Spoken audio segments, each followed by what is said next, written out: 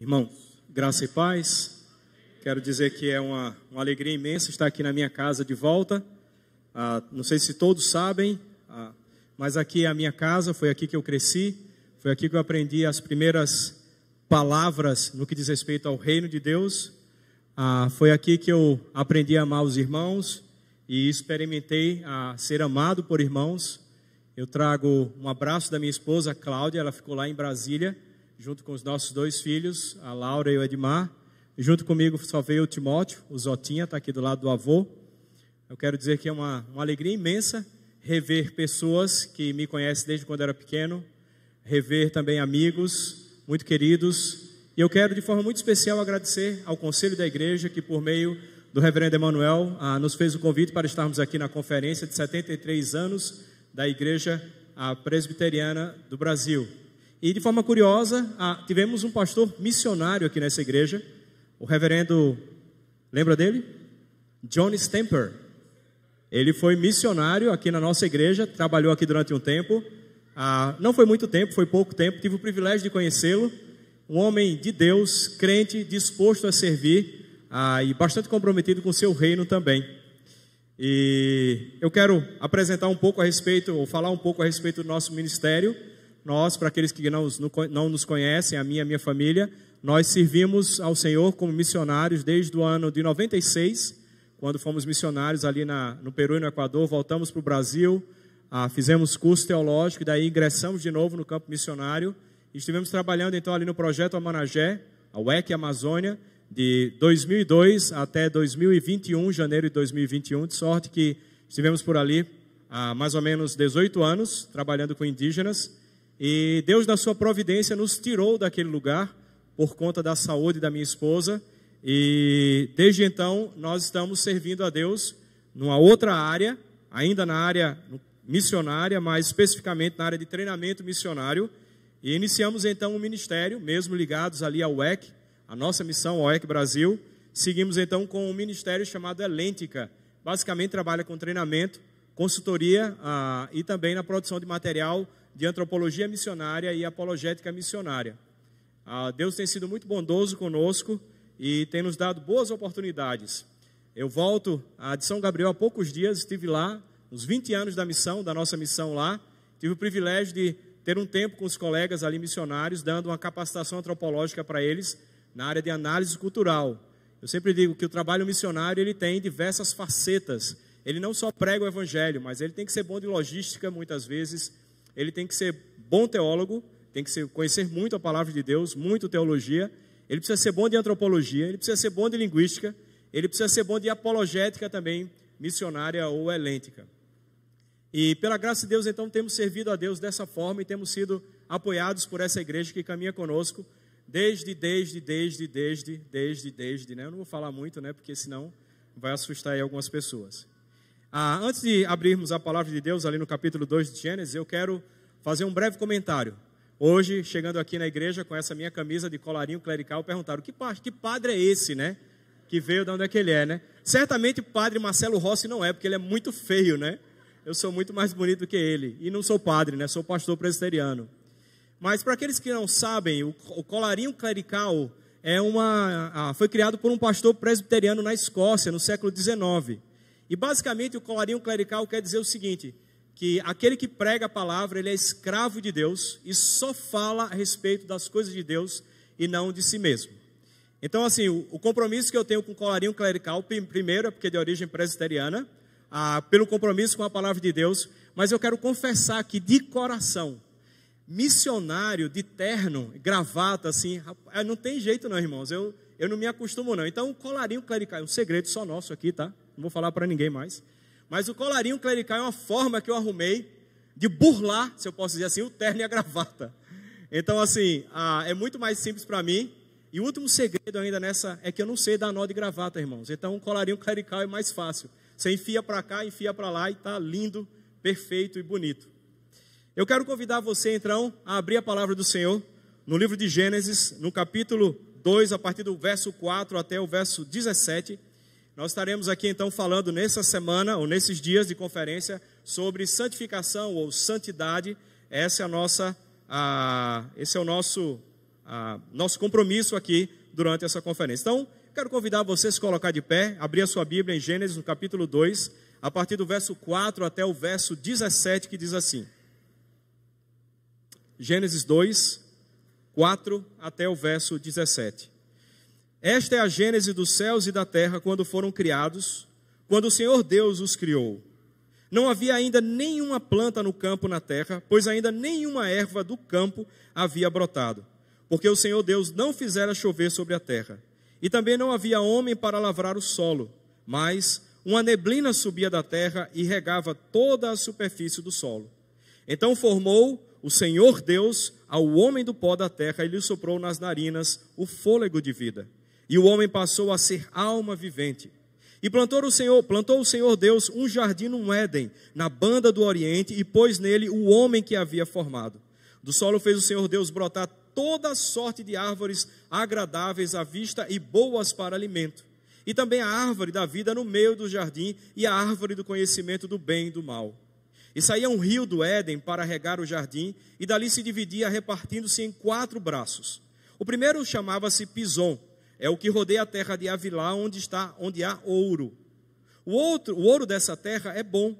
Também se encontram lá o bidélio e a pedra de ônix. O segundo rio chama-se Gion, é o que circunda a terra de Cuxi. O nome do terceiro rio é Tigre, é o que corre pelo oriente da Síria. E o quarto é o Eufrates. Tomou, pois, o Senhor Deus ao homem e o colocou no jardim do Éden para o cultivar e guardar. E o Senhor Deus lhe deu esta ordem: de toda a árvore do jardim comerás livremente, mas da árvore do conhecimento do bem e do mal não comerás, porque no dia em que dela comeres, certamente morrerás. Vamos orar mais uma vez, irmãos, baixe sua cabeça. Senhor nosso Deus, nós queremos agradecer pelo privilégio que o Senhor nos dá de estarmos na tua casa, de como povo teu, separado por ti, santificado por ti, nós temos essa alegria de juntos louvarmos ao Senhor, falarmos contigo por meio da oração, ofertarmos a ti, e não só isso, Senhor, nós temos o privilégio de ouvir a tua voz falando a nós, como fizemos agora na leitura dessa passagem. Pedimos ao Senhor que o Senhor ilumine as nossas mentes, os nossos corações, para que nós possamos receber, compreender a tua palavra, de sorte que ela não só seja aquilo que é falado, que ouvimos, mas que se torne vida nos nossos membros, na nossa mente, no nosso olhar, em tudo que nós viermos a fazer. Senhor, fala conosco nessa noite, comunica a verdade que o Senhor tem a comunicar a cada um de nós, e que nós aproveitemos toda ela para vivermos uma vida santa diante de ti. Nós oramos assim, agradecidos, na certeza de que o Senhor nos ouve, em o nome de Jesus, o nosso Senhor e Salvador. Amém. Podem sentar, irmãos. Quando eu tinha por volta, eu acho que era de 5 a 6 anos, eu não sei exatamente, e certo dia eu falei para meu pai, nós morávamos ali na Rua Distância, na casa pastoral, ainda servíamos a Deus juntos no templo antigo, ali na Rua Distância, e eu falei todo animado assim, para o meu pai, dizendo assim: pai, eu quero dizer que hoje eu vou para a igreja na frente, o senhor está se arrumando, o senhor vai terminar e eu vou embora para a igreja logo cedo. Na verdade, o intuito de ter falado isso com meu pai é porque eu não queria ir para a igreja, eu queria brincar, e eu montei toda uma estratégia mirabolante. Então eu sairia de casa, ali dizendo que ia para a igreja, e eu ficaria escondido atrás do poste da esquina de casa, no outro lado da rua, esperando meu pai sair. Quando ele saísse caminhando para a igreja, depois de eu perdê-lo de vista, aí então eu iria brincar. E foi o que eu fiz, saí de casa, achando que aquilo era o melhor que eu tinha para fazer naquele momento. E aí então vi meu pai saindo, indo para a igreja, e aí depois que já não tinha mais como ele me enxergar, eu saí, passei a manhã brincando. E quando meu pai retornou da igreja, não sei se o senhor lembra dessa história, né, pai? Lembra? Claro que ele lembra. A peia que ele me deu foi enorme. Aí, quando ele chegou da igreja, olhou para mim e falou assim: meu filho, onde é que você estava? Aí eu comecei a gaguejar e comecei a enrolar. E ele falou: seu pai lhe procurou hoje na igreja e seu pai não te achou. E naquele dia, não sei se pela providência de Deus ou não, quem estava lá em casa era a minha tia Ruth, que faleceu há um tempo atrás. E minha tia Ruth estava com aquela sandália havaiana azul embaixo e branco em cima. É inesquecível, na arma que foi usada contra mim. E aí então, não deu outra. Tomei uma peia daquelas com a sandália da minha tia ali naquele dia. E claro, eu não esqueço dessa história de jeito nenhum. Porque eu quebrei a autoridade de meu pai. Eu desconsiderei o relacionamento que eu tinha com ele. Eu quebrei aquela ideia inicial de que todo filho depende do seu pai para que ele instrua, para que ele conduza no caminho. E eu não conseguia conceber que aquilo que meu pai havia determinado para mim era realmente o que eu precisava em minha vida. E quando eu lembro dessa história, obviamente eu faço uma conexão com essa passagem de Gênesis, que fala exatamente sobre a relação de Deus com aqueles que foram criados à sua imagem e semelhança. E aqui eu estou me referindo a essa passagem que nós lemos.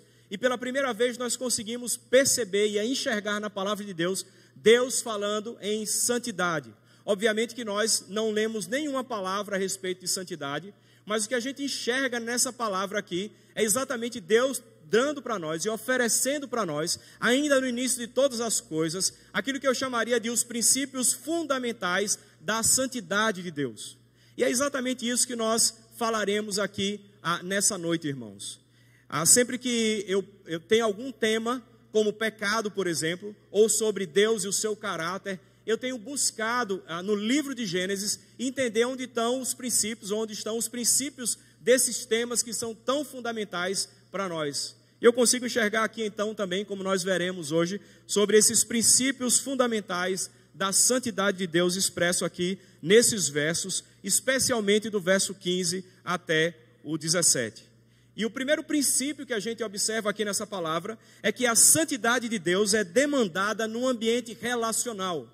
Se a gente olha com calma essa passagem, como a gente chama, né, essa perícope, por 4 vezes você encontra a expressão Senhor Deus. No versículo 7 você encontra ali, então formou o Senhor Deus.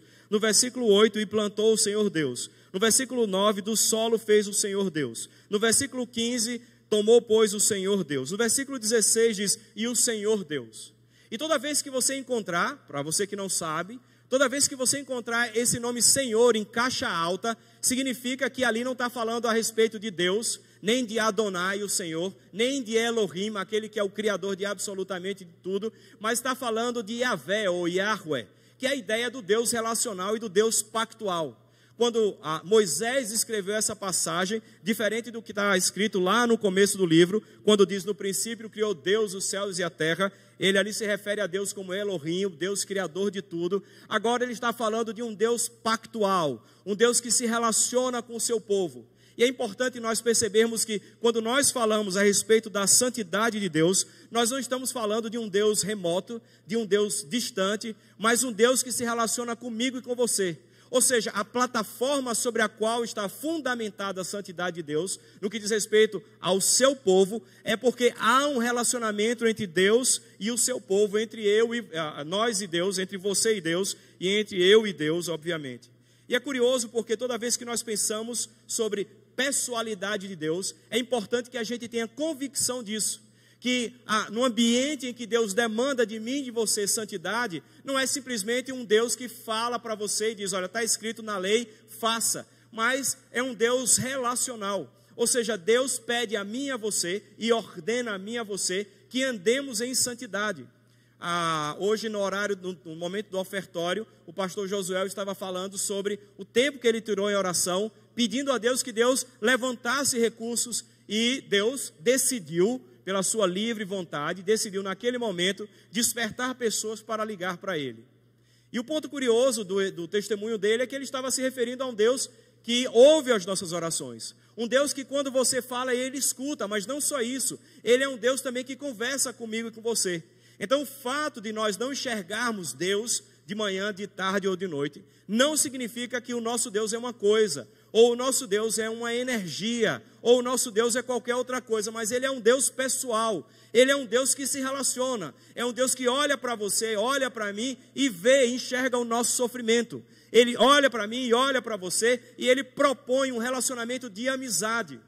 Quando nós lemos no Catecismo de Westminster a respeito do propósito principal do homem, que é adorar a Deus e glorificá-lo para sempre, Eu poderia acrescentar um item a mais, não porque eu sou um grande teólogo, não porque eu estava lá no século 17, mas é óbvio que a gente encontra na palavra de Deus que Deus é um Deus relacional. Portanto, o propósito do homem para Deus não é só glorificá-lo, não é só adorá-lo, mas é ser amigo desse Deus, é se relacionar com Ele. Porque toda vez que nós pensamos sobre a nossa relação com Deus, pensando unicamente que nós vamos adorá-lo, que nós vamos glorificá-lo, parece-me de uma forma geral que há um distanciamento nosso com Deus. Ele é o nosso Deus, Ele é o nosso Pai, mas Ele não é o nosso amigo.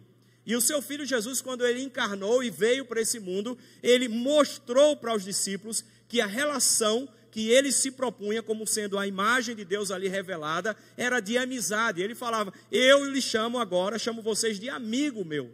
Então, quando a gente pensa a respeito da santidade de Deus, é exatamente essa perspectiva de que Deus, Ele é um Deus relacional e Ele propõe relacionamento conosco, baseado em sua santidade. E quando nós encontramos aqui na passagem, então, falando que Deus, Ele separa um local, o Éden, e a palavra para Éden é prazer. Deus, Ele separa um lugar, ou seja, há um ambiente próprio, um território próprio ali no início de tudo, que Deus separa para se relacionar com o homem. E eu sei que os irmãos, quando pensam a respeito do Éden, sempre pensam no paraíso, sempre pensam no local de prazer, mas muito mais do que isso, a palavra Éden, que diz respeito a prazer, não é por ser um local que você pode comer todo tipo de frutas, não é um local que você pode viver bem, não é porque é um local que é bonito, que você tem todo tipo de alimento, mas basicamente o Éden é um local de prazer, porque é um local que Deus estabeleceu para ter um relacionamento íntimo com Adão e também com a sua esposa Eva. Eu sei que na história bíblica os irmãos podem lembrar muito bem dos locais que Deus estabeleceu, os modelos que Deus estabeleceu para o relacionamento com o seu povo. Primeiramente o tabernáculo, depois o templo. Mas o fato é que o Éden foi o primeiro templo. Era um jardim-templo. Era um local onde o homem podia conversar com Deus. Deus conversava com o homem. Era um local onde céus e terra se conectavam. O Deus infinito, Criador de absolutamente tudo. Ele não é só um Deus transcendente, um Deus que é maior do que tudo, mas é um Deus que está aqui conosco e conversa e propõe para mim e para você uma amizade. Mas essa amizade tem dentro desse pacto o princípio da santidade. Deus separou ali no lugar para mostrar como Ele vai expressar a sua santidade ou vai demandar a sua santidade, sendo que isso acontece num ambiente exclusivamente relacional. Quando nós pensamos em Éden, e nós pensamos em prazer, precisamos pensar nisso. O Éden, ou o jardim-templo, ele era um local em que nós deveríamos, para sempre, começando ali com Adão, se deliciar com a presença de Deus.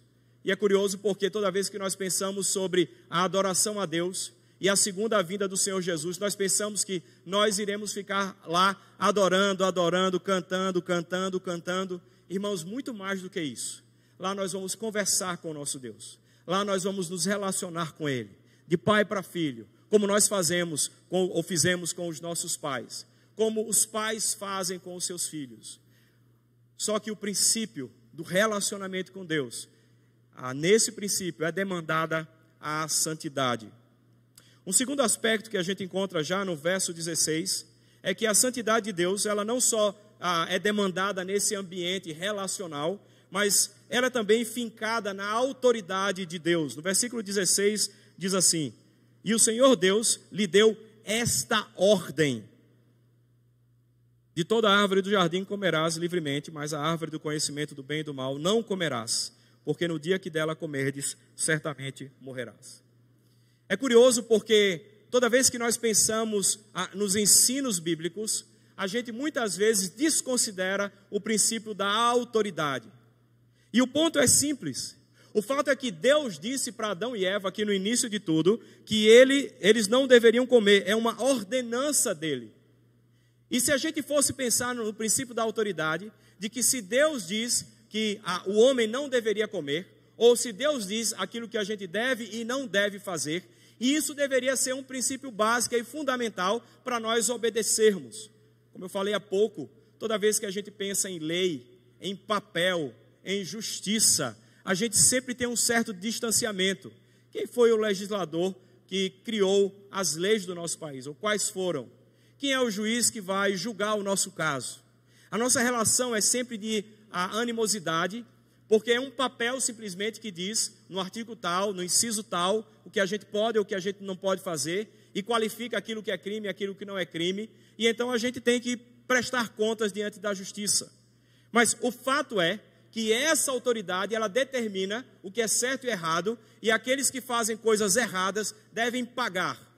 Em outras palavras, irmãos, o que eu quero enfatizar nesse ponto é algo bem simples.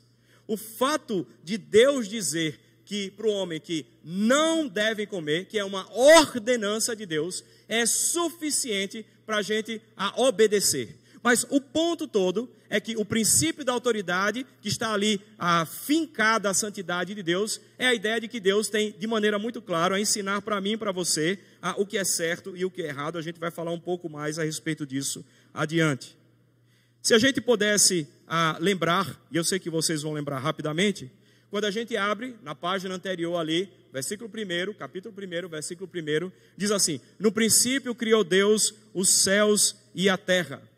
Isso aqui deveria ser fundamental para a gente entender que quando Deus demanda santidade do seu povo, quando Deus ordena o que nós devemos e o que nós não devemos fazer, isso deve ser suficiente porque foi Ele que criou tudo. Nós estamos morando no mundo dele, nós estamos vivendo com o corpo, com o espírito que Ele deu. Nós estamos usando as sinapses do nosso cérebro que Ele deu para mim e para você. Os nossos olhos, os nossos membros. Em outras palavras, nós somos o que somos porque Deus nos criou. Ou seja, nós não somos dono de absolutamente nada. Eu sempre costumo dizer o seguinte: a você que tem o seu trabalho, que tem o seu ganha-pão, e que você se gaba da sua capacidade de ganhar dinheiro, eu quero dizer que você está montado num grande equívoco. Porque a capacidade que você tem, quem deu foi Deus. E se Deus quiser tirar essa capacidade, no estalar de dedos, Ele tira absolutamente tudo dessa capacidade. Ou seja, nós, eu e você, temos a facilidade de nos iludirmos achando que nós somos dono de alguma coisa, de que nós temos o poder sobre as coisas. O fato é que nós estamos debaixo da autoridade. E esse Deus que criou absolutamente tudo, Ele é o dono de tudo. E, portanto, Ele manda em tudo. O meu pai sempre dizia para mim, perguntava: pai, por que eu tenho que ir para a igreja? Ele falava simples assim: meu filho, aqui é o seguinte, quem come do meu pirão, prova do meu cinturão. Enquanto você estiver na minha casa, quem manda sou eu. Então você vai para a igreja assim, sem explicações. É exatamente isso, irmãos. Quando Deus ordena, não tem muita explicação nessa passagem. Não tem muito blá, blá, blá, por assim dizer, nessa passagem. Ele simplesmente diz: não faça. Ou seja, a autoridade de Deus, ela monta essa estrutura para a sua santidade. Ou seja, Deus manda e Deus ordena e ponto final. E é curioso porque nós poderíamos muito bem absorver isso. O fato de Deus mandar que nós busquemos a santidade, por exemplo, deveria ser suficiente para a gente buscá-la. E eu reconheço, irmãos, que nós somos pecadores, que nós lutamos contra o pecado, mas o fato é, não precisa muita explicação. Quem está falando é só o dono do mundo. Quem está falando é aquele que fez a mim e a você. E esse Deus, então, Ele estabelece isso. Eu lembro quando eu estava na faculdade, aqui na Universidade Federal, aqui de Sergipe, uma das coisas que mais me impactou lá, além de ter que conviver com os meus colegas, que eram evolucionistas, eu fazia faculdade ali de Biologia, Ciências Biológicas, licenciatura. Olha aí, sempre Deus manda um servo, né? Obrigado. O Pix não, é o servo. Obrigado, meu irmão. E além de ter que viver com aqueles meus colegas ali, que eram evolucionistas, ouvindo piadinhas o tempo inteiro, uma das coisas que mais me chama a atenção, olhando para trás, é que durante aquele tempo, as ideologias que a gente bem conhece de maneira muito mais clara hoje em dia, elas defendem a guerra, elas defendem a revolução, elas defendem, por assim dizer, a rebelião. Isso é ensinado de tal forma que, inclusive, nos cursos de teologia, pelo Brasil afora e o mundo afora, eles chegam a dizer que o que houve ali no início de tudo, em Gênesis 3, quando Adão ele afronta a Deus e come da árvore do conhecimento do bem e do mal, daquele fruto, ele estava, na verdade, encontrando a sua liberdade. E eu quero dizer para você, irmão, irmã, que quebrar a autoridade de Deus não é encontrar liberdade, não é achar que isso é o melhor caminho que nós devemos seguir, mas talvez a maior de todas as tolices que nós podemos assumir em nossa vida. Ou seja, nós precisamos resgatar esse princípio de autoridade do Deus que diz o que é certo e o que é errado, e esse certamente a gente vai falar um pouco mais à frente, sendo o nosso próximo ponto. Ou seja, a santidade de Deus, ela está fincada em sua autoridade. Para ele tem o certo e errado, ele estabelece isso, mas ele tem essa autoridade de dizer para mim e para você, como dono de absolutamente o que nós devemos e o que nós devemos fazer. Ou seja, é Deus quem diz, é Deus quem ordena, não é o pastor, não é o missionário, não é o presbítero, não é a irmã que é líder de algum departamento ou o irmão, é Deus, o dono de tudo, o criador de tudo e o criador de tudo. É Ele quem diz o que nós devemos e o que nós não devemos fazer. Um outro princípio, irmãos, da santidade de Deus, a gente encontra aí no versículo 17, e esse princípio, ele diz para nós que a santidade é a expressão do caráter moral de Deus.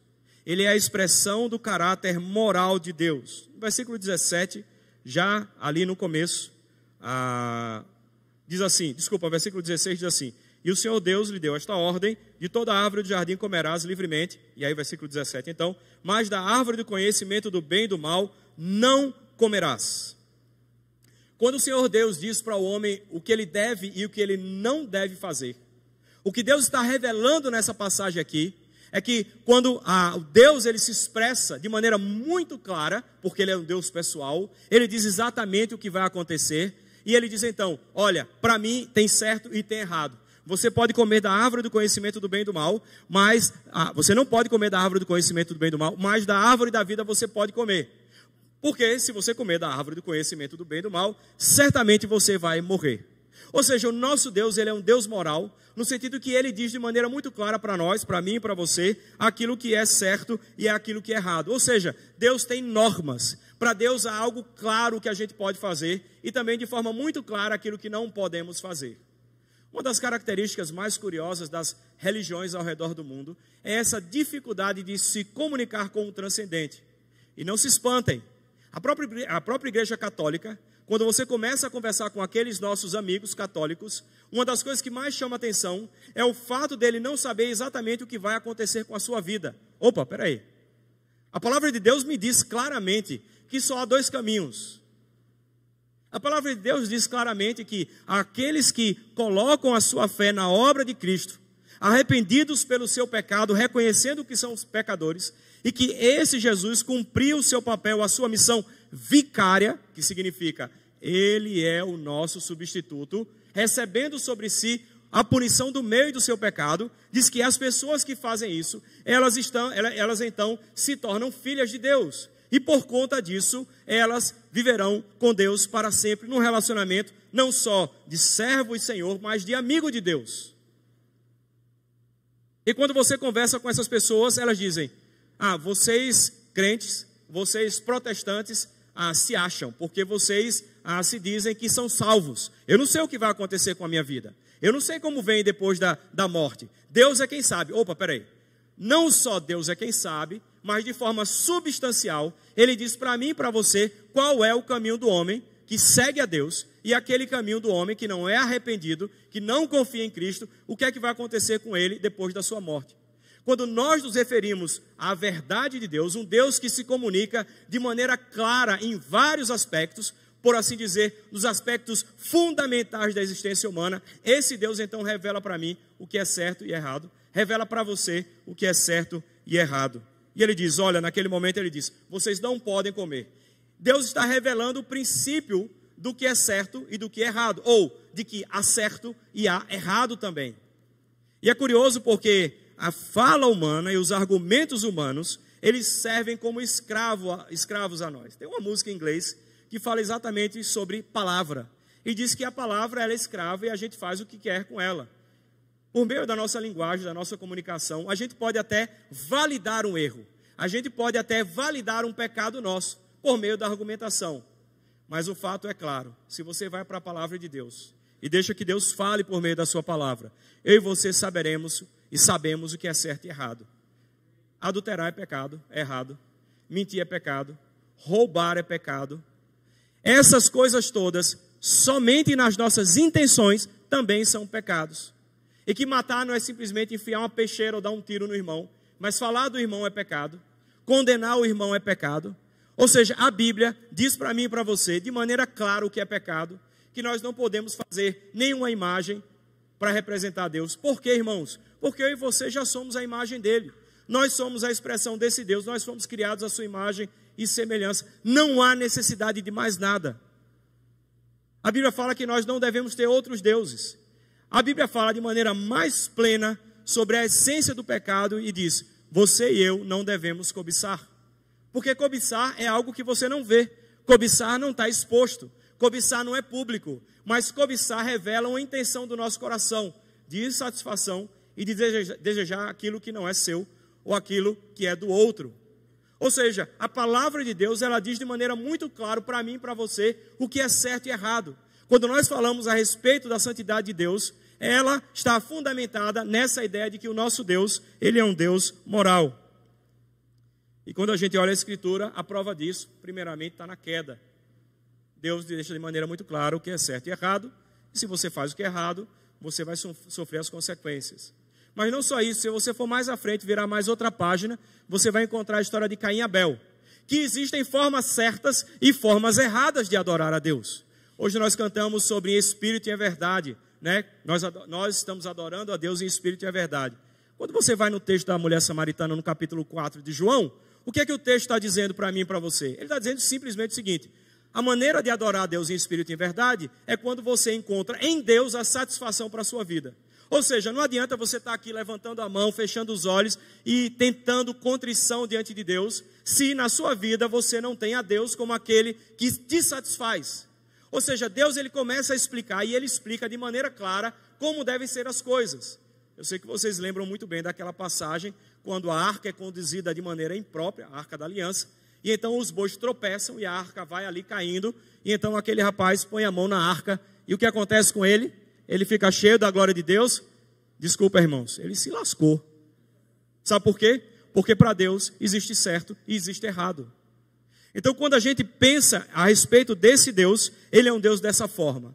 E eu quero ressaltar aqui um aspecto mais teológico, de forma especial para os pastores, mas para toda a igreja. Existe um teólogo que já morreu no início do século passado, até meados do século passado, chamado Karl Barth. E Karl Barth, ele seguiu um filósofo chamado Hegel, e ele entendia o seguinte: Hegel entendia que a gente não vive no mundo de tese e antítese, eu vou explicar sobre isso, mas de síntese. Ou seja, você tem que pegar o que é certo, por assim dizer, pega o que é errado, mistura, e o resultado disso é o que você precisa. E Karl Barth, então, fundamentado nessa ideia de Hegel, ele então começa a ensinar a Bíblia a partir dessa perspectiva. E ele começa a misturar as coisas, para ele tanto faz certo ou errado. O que importa é que você misturando isso, você vai ter um resultado melhor para aquilo que você está pesquisando, aquilo que você está querendo, e inclusive para entender a Escritura Sagrada. O ponto é que quando nós falamos e afirmamos que o nosso Deus é um Deus moral, que para ele existe certo e errado, significa que a estrutura do mundo, do universo, foi criado baseado na sua moral e que para ele há o que é certo e errado. Filosoficamente falando, a mesma coisa, tese e antítese. Ou seja, para Deus só existe o que é certo e o que é errado. Não há possibilidade nenhuma, diante de Deus, aquele que é o Criador de tudo, de você misturar verdade com mentira e acreditar que isso vai conduzir você a uma vida plena. Na verdade, é o contrário. Se você não estabelece o padrão de Deus, que é o padrão moral de certo e errado, eu quero dizer para você que você está em maus lençóis. Porque Deus estabeleceu um mundo nesse padrão. Irmãos, aprendam uma coisa. Deus que criou o mundo, ele é a referência de tudo. Deus criou o mundo, ele é a referência de tudo. Ou seja, é ele quem diz para nós o que é certo e errado. E mais, estabeleceu esse padrão de certo e errado, de tese e antítese. Se você confundir essas coisas, você não vai se dar bem nesse mundo. Você vai sofrer achando que está bem, mas o resultado que você vai colher é distanciamento de Deus, que tem um caráter moral fundamentado na verdade absoluta e tem como princípio a sua moralidade e de maneira muito clara o certo e errado. E Deus é o Deus do certo e, obviamente, o Deus da santidade. Quando você lê na Escritura Sagrada, por exemplo, meu irmão e minha irmã, sobre os animais puros e impuros, E a gente fica tentando fazer uma matemática, né? Tem que ruminar, tem que ter pé rachado, ou quer dizer, pé rachado não, pé fendido, né? Pé rachado é quem bebe muito. O animal tem que ruminar, tem que ser assim, e você fica ali olhando o texto, olhando e pensando, como é que eu resolvo isso? Como é que eu entendo isso? Vamos simplificar aqui a história? Basicamente é o seguinte, o que Deus estabelece ali é uma ajuda ao povo dele, que é um povo que se esquece de tudo, como eu e você. A gente ouve a palavra de Deus hoje, quando a gente sai daqui a gente começa a esquecer. Uma conversa, um bate-papo, vai sumindo da nossa memória. E daqui a alguns dias você talvez não se lembre mais dessa história, ou dessa mensagem, melhor. Então, o que Deus estabeleceu foi o seguinte princípio. Se tem uma coisa que o ser humano faz todos os dias, mais de uma vez, alguns povos 3 vezes, algum povo, como o povo Rúpida, com o qual trabalhamos há 2 vezes, é alimentar-se. Então, toda vez que o homem e a mulher fossem se alimentar e sentassem ali para comer, eles tinham um padrão de referência de animais puros e de animais impuros. O que eu posso e o que não posso comer. É como se Deus estivesse fazendo um exercício para o seu povo, dizendo, olha, todo dia, quando você se alimentar, eu quero que você se lembre de uma coisa. Eu sou o Deus moral que determino o que é certo e errado. E é tanto quando o Senhor Jesus ele vem e encarna, e diz a palavra de Deus que ele santifica todos os alimentos. Por quê? Porque a revelação do caráter de Deus se torna plena na pessoa de Cristo. E não há necessidade mais, porque esse Cristo explica tudo que está no Antigo Testamento e traz para nós de maneira muito clara a ideia de que o nosso Deus é um Deus santo, um Deus puro, um Deus moral, que estabelece esse padrão e propõe e ordena ao seu povo que viva em santidade. Um outro princípio que a gente enxerga nessa passagem, meus irmãos, né, e a gente está falando sobre os princípios da santidade, aí a gente falou que santidade demanda um ambiente relacional, é fincada na autoridade de Deus e expressa o caráter moral de Deus. Mas não só isso, eu quero que vocês prestem bem atenção, irmãos. Tudo que eu tenho falado aqui, eu creio que biblicamente é importante para mim e para você. Mas eu quero que você preste muita atenção nesse ponto. Porque nós encontramos aqui no versículo 17, quando Deus fala sobre o fato do homem, uma ordem de que o homem não pode comer da árvore do conhecimento do bem e do mal. Isso aqui está falando que a santidade de Deus, é um quarto princípio, a santidade é dependência. Santidade é dependência. Quando nós ali trabalhando com o povo Rúpida, um dos maiores e tremendos desafios, e eu acho que isso também serve para a nossa cidade de Aracaju, é você explicar para a pessoa sobre o pecado e que ela é pecadora. Geralmente, quando você fala sobre o pecado, a pessoa ela tem uma ideia de pecado sobre matar, roubar ou alguma coisa semelhante, e ela pensa logo, mas eu nunca matei ninguém, eu nunca fiz nada de errado, eu sou uma pessoa honesta, eu tenho o meu trabalho, eu faço isso, faço aquilo, eu não sou pecadora.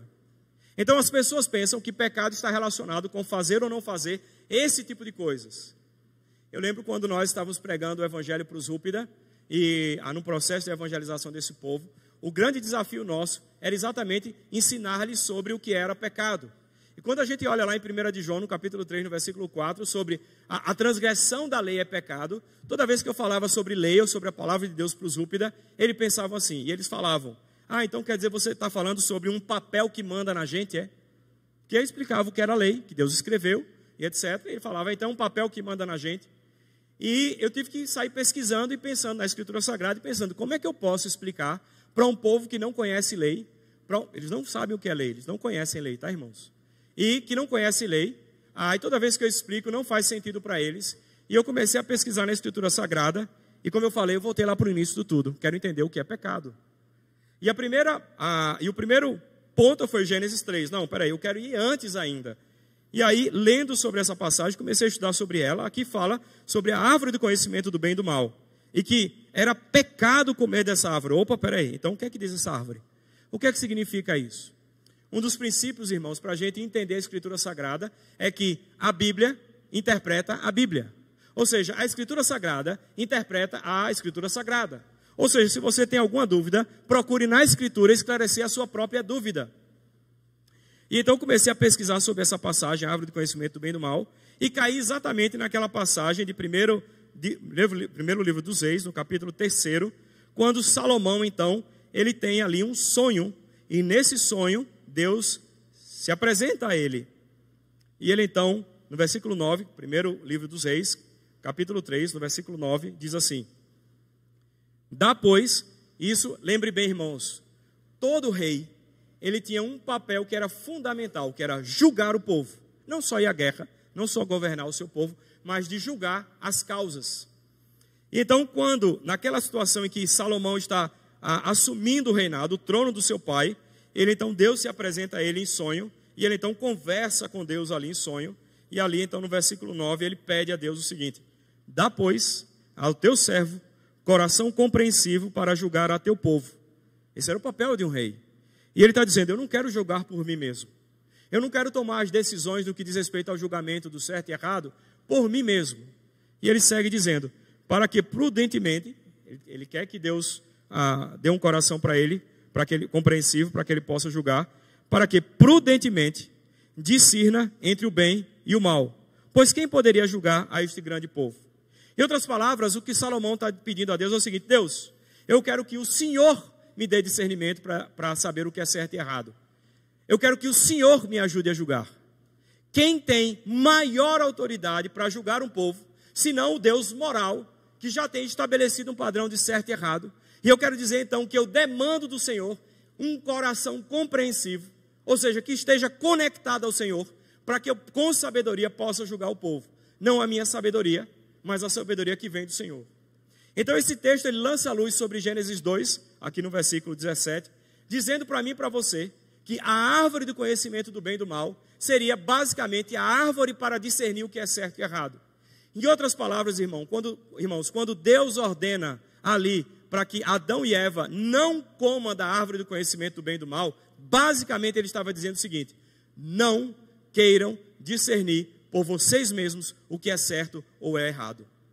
Ou seja, comer da árvore do conhecimento do bem e do mal é dizer para Deus, e foi isso que Adão estava dizendo com a sua atitude, dizendo para ele o seguinte: Deus, eu não quero mais que o Senhor diga para mim o que é certo e o que é errado.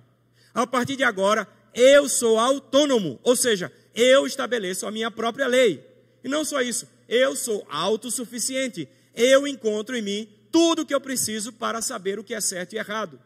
Então, quando nós falamos sobre santidade, para mim e para você, santidade é dependência, porque é negar esse desejo que está lá dentro do nosso coração de ser autossuficiente e, portanto, e também autônomo. Ou seja, comer da árvore do conhecimento do bem e do mal é dizer para Deus: eu não quero mais saber do Senhor, agora eu vou viver a minha própria vida. Então, irmãos, quando nós falamos sobre santidade e sobre os princípios da santidade, Deus está dizendo para mim nessa passagem e para você que santidade é dependência. Ou seja, não é você, não sou eu que vamos discernir o que é certo ou errado, mas Deus é quem faz isso. E Ele já revelou aqui na sua Escritura Sagrada, para mim e para você, de forma clara, o que é certo e o que é errado. Então, toda vez que nós olhamos para a Escritura Sagrada, nós estamos, ou temos que ter isso em mente, de que é Deus que está dizendo para mim e para você o que é certo e errado. Quando nós falamos que santidade é dependência, seria o seguinte: se eu e você queremos viver debaixo da autoridade daquele que é criador de tudo, nós devemos viver uma vida de fato de dependência. Não é o que eu quero, não é o que você quer, não é o que você acha, não é o que eu acho, não é o que eu pensaria que seria melhor, não é o que você pensaria o que seria melhor, mas é o que Deus disse que deve ser. Ou seja, viver uma vida de santidade é viver uma vida de exclusiva e total dependência de Deus. Ou seja, Ele é que diz, Ele é a autoridade, Ele é a autoridade exclusiva nesse assunto. Ele é referência de moralidade e nós dependemos absolutamente de tudo dEle. Ou seja, se nós queremos, como povo de Deus, viver em santidade, nós devemos buscar dependência de Deus. Não é o que eu quero, não é o que eu penso, mas é o que Deus quer que eu faça. É como se Deus estivesse dizendo através dessa passagem, dizendo o seguinte: eu sou santo, eu tenho padrões claros para você, eu fiz você segundo a minha imagem e semelhança, e aqui eu quero ressaltar um ponto. Ser parecido com Deus não é ter algumas qualidades de Deus. Ser parecido com Deus não é ser parecido com Deus em alguns atributos ou algumas características, Mas mais do que isso, ser parecido com Deus significa que eu e você fomos planejados, arquitetados, e nós fomos criados para sermos santos como Deus é. Ou seja, ser a imagem de Deus é viver em independência dessa imagem. Ou seja, Deus é a referência. Deus é o ponto de tudo. E se Ele é santo, Ele fez um povo para viver em santidade com Ele. O pecado principal, irmãos, é o orgulho. A autossuficiência, a autodependência é orgulho. Eu sei que toda vez que a gente fala em orgulho, você pensa no orgulho como única coisa. Mas eu quero falar para você de orgulho como sendo um pacote. E que dele não tem só orgulho, mas tem vaidade, mas tem soberba, tem egocentrismo, tem tudo. Todas essas coisas em que nós nos tornamos o centro de tudo. Até mesmo a pessoa que tem vergonha, ou é envergonhada em relação às pessoas, às outras pessoas, no fundo, a vergonha é uma faceta do orgulho. Porque o que é a vergonha, senão você ficar preocupado com o que as pessoas pensam a respeito de você? Você é o centro. Você acha que você é a referência. E que está todo mundo olhando para você. Ou seja, o pecado inicial, o primeiro pecado, é o pecado do orgulho, a palavra mais conhecida, que no fundo, é autossuficiência e autonomia. O que Deus está dizendo para mim e para você, portanto, é santidade é dependência. Santidade é depender de Deus. E por fim, o nosso último ponto, dentro desses princípios fundamentais da santidade, o que Deus revela aqui na Escritura Sagrada é que a santidade, ela é a vida. Aí no versículo 17, e aqui, claro, eu quero fazer por negação esse ponto, santidade é a vida. No versículo 17, quando ele fala que o homem não deve comer da árvore do conhecimento do bem e do mal, a partir da metade do verso diz, porque, verso 17, a metade, porque no dia em que dela comeres, certamente morrerás. Deus estabelece um padrão, e o padrão dele é o seguinte, ou você anda conforme eu estabeleci você para ser, ou você certamente vai morrer. E toda vez que nós lemos essa passagem, se você for para os originais grego, do hebraico e tudo, etc., é claro que o texto está falando sobre morte física. Mas não só sobre a morte física. Mas ele está falando a respeito de mais do que o aspecto da morte física. Em outras palavras, quando nós lemos essa passagem que Deus diz, certamente morrerás, e realmente isso é enfático, porque ele usa o verbo morrer 2 vezes para dizer isso, e a ideia básica para mim e para você é que se nós não andarmos em santidade, e aqui baseada nessa palavra, é que nós estamos cometendo um suicídio triplo. Até é estranho, né? Porque suicídio só pode ser um só, né? Triplo é impossível, né? Porque você só mata um. Mas na verdade o que o texto está querendo dizer para mim e para você é que quando nós não cumprimos o papel para o qual nós fomos criados, nós não podemos usufruir da vida que Deus nos oferece, porque a santidade é vida. Ou seja, quando nós negamos a Deus, quando nós queremos fazer do nosso jeito, quando nós desprezamos o relacionamento com Ele, a autoridade dEle, o que nós estamos praticando é um suicídio triplo. Primeiro, porque nós estamos matando o nosso relacionamento com Deus. Quando nós pecamos, quando nós abdicamos daquilo para o qual nós somos chamados, a santidade, nós estamos quebrando o nosso relacionamento com Ele. Ou seja, é aquilo que nós falamos sobre morte espiritual. Eu sei que os irmãos bem sabem que morte está relacionada à separação. Portanto, quando você vai no velório, você chega lá, encontra a pessoa querida dentro do caixão e você fala ou pensa, ela não está mais aqui. Opa, peraí. Uma parte dela não está mais ali. A parte imaterial. Mas a parte material ou física está ali ainda. Quando nós falamos de morte, a gente está falando de quê? De separação, de quebra, de rompimento da estrutura do ser humano. Foi criado como ser espiritual, composto também de matéria. E aí então houve um rompimento. Quando nós buscamos uma vida longe da santidade de Deus, nós estamos buscando uma vida que rompeu com Deus, rompeu a relação com Ele. Portanto, quando Adão e Eva, eles pecam, eles morrem espiritualmente, porque eles se separam de Deus, o Deus Santo, que estabeleceu um padrão de relacionamento baseado na santidade. Mas há um segundo suicídio, por assim dizer. É que o homem também, ele quebra o seu relacionamento, ou ele acaba, ou ele mata o seu relacionamento com o próximo.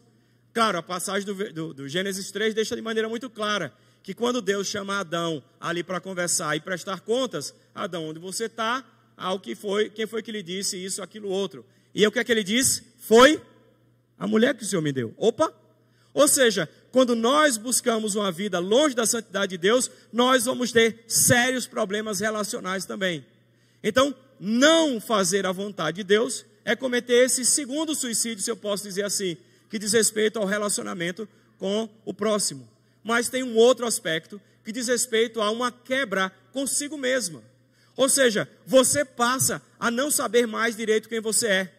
Você passa a não perceber as coisas que estão dentro do seu coração. O relacionamento com Deus, nessa vida de santidade, faz com que eu e você percebamos quem nós somos.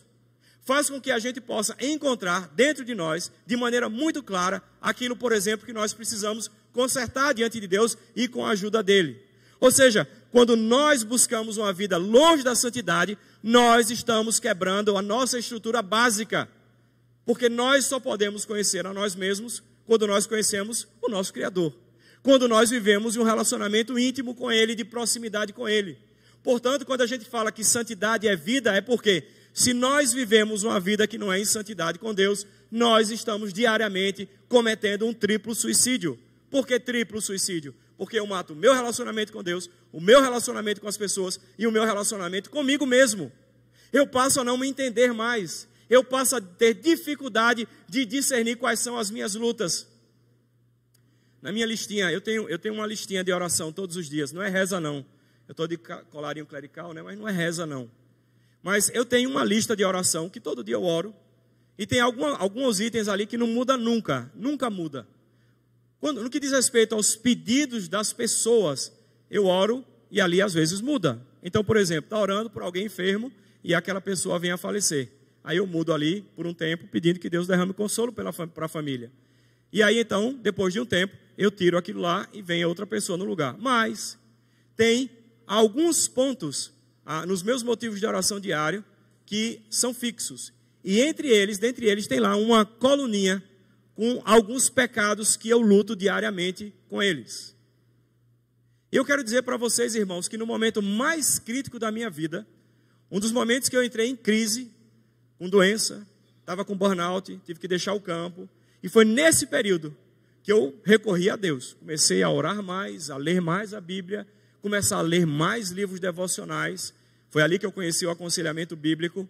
E então, ali mergulhado naqueles livros, em leitura bíblica diária, cuidando ali, eu comecei a perceber o quê? Os meus pecados. E então eu listei os meus pecados e todo dia eu peço que Deus me ajude com eles. Deus, eu quero que o Senhor me ajude com esse pecado. O Senhor sabe que eu sempre caio aqui nesse ponto. Eu quero que o Senhor, por favor, me ajude também nesse outro pecado. E aí eu não vou dizer quantos são, senão os irmãos vão se escandalizar, né? Mas não é pequeno, tá, irmãos, a lista. O que eu quero dizer é que quando nós nos aproximamos de Deus, nós conhecemos a nós mesmos. A autoajuda diz: conhece-te a ti mesmo. Opa, peraí. Só quem tem um manual é que pode me ajudar a conhecer a mim mesmo. O coach diz: você encontra dentro de você o que você precisa. Sócrates dizia: todo mundo tem a verdade dentro de si. Opa, peraí, não. Quem tem a verdade é Deus na sua palavra. Quem conhece a mim, a você é Deus. É Ele e por meio dele que eu consigo conhecer mais a mim. E que você vai conhecer mais a você. Então, irmãos, quando nós falamos sobre santidade como sendo vida, é porque quando nós buscamos a santidade, e claro, o texto está dizendo, se você não for santo como eu sou, você certamente morrerás. Se você não é santo como Deus manda que você seja, que eu seja, nós estaremos cometendo um triplo suicídio diariamente. Todo dia se afastando de Deus, todo dia se afastando do próximo e todo dia ficando sem entender quem de fato nós somos. Ah, como seria bom, né? Se todo dia, ou toda hora que a gente pecasse, aparecesse um chinelo havaiana azul com a parte de cima branca para ajudar a gente a saber se a gente errou ou se a gente acertou, né? Ó, se você sonhar com um chinelo azul essa noite, Deus está falando com você. Como seria bom, né? Se a gente pudesse ter um chinelo azul. Mas eu quero dizer uma coisa para você, e eu sempre conversava isso com os Rúpida. Eu dizia para eles o seguinte: todo dia quando você acorda na sua rede, você tem postado, você não vê, mas você tem plantado de um lado e do outro da rede 2 árvores. A árvore do conhecimento do bem e do mal, a árvore da independência, a árvore daquilo que você diz assim, olha, fala assim, eu vou discernir tudo, eu sei como é, eu faço do meu jeito, eu tenho o meu próprio padrão moral, e aí eu faço como eu quero. E do outro lado você tem a árvore da vida. E o fato é, irmãos, que não só quando nós acordamos, mas durante o dia, manhã, tarde e noite, em cada ambiente que nós estamos, está sendo posto diante de nós duas árvores. A árvore da total dependência de Deus, de santidade, e a árvore do conhecimento do bem e do mal. Eu quero dizer que nessa noite Deus tem acendido uma luz dentro do seu coração, e eu tenho certeza disso. E agora você pode ver e perceber com qual fruto você tem se lambuzado. O fruto da árvore do conhecimento do bem e do mal, da morte, do triplo suicídio, ou a árvore da vida, da dependência, da santidade. Irmãos, o que o nosso Deus deseja de mim e de você é santidade. Eu poderia dizer para você, olha, eu sou uma pessoa santa, eu não peco. Mas eu quero dizer para você que enquanto eu falo, eu me coloco sentado do seu lado, porque eu também luto com pecados, e eu preciso da graça de Deus, para que eu possa vencê-los a cada dia. Eu quero dizer, meu irmão e minha irmã, que o nosso Deus, Ele é santo, mas Ele também estende a sua mão de graça para mim e para você. E nessa caminhada você não está só, Deus está com você. Deus tem estendido a mão de graça para que você possa caminhar em santidade com Ele. Ele fez você para ser santo como Ele é.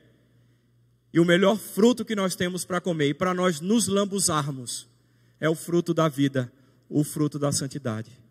Que Deus nos ajude, irmãos, a lembrarmos disso. Que Ele ponha, seja lá o que for, ou um chinelinho azul, ou uma árvore, mas que a gente lembre que o que Ele quer de mim e de você, e o que Ele ordena para mim e para você, é santidade. É o que Ele deseja, porque o nosso Deus, Ele é santo. Eu quero convidar você a ficar de pé. Nós vamos orar mais uma vez.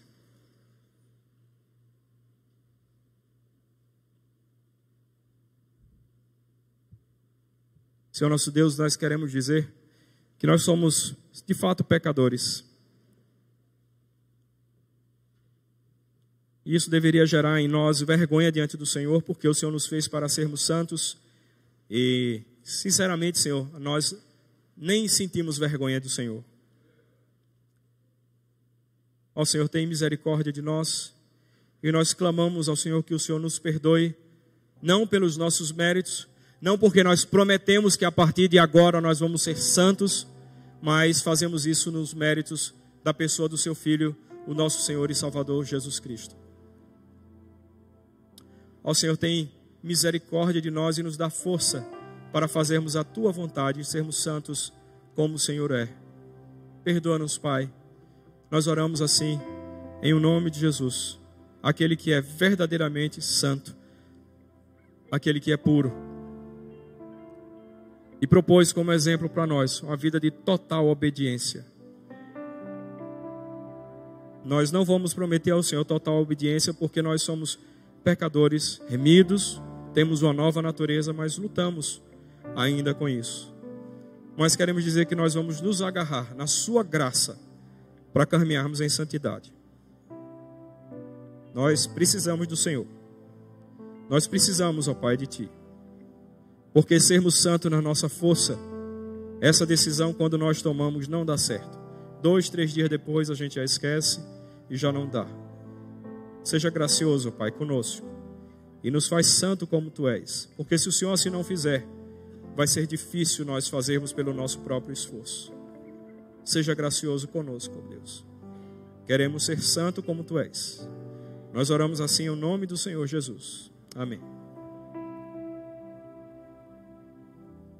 Emanuel.